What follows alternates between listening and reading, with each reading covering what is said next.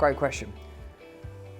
Quite often when we start with a new business and a business owner, they often, they may have some apprehension around, how long am I tied into this for? How long is my contract for coaching? Fundamentally for us, in order to remove that barrier, we don't tie our clients in long term. 30 days notice. Our contracts are only ever 30 days.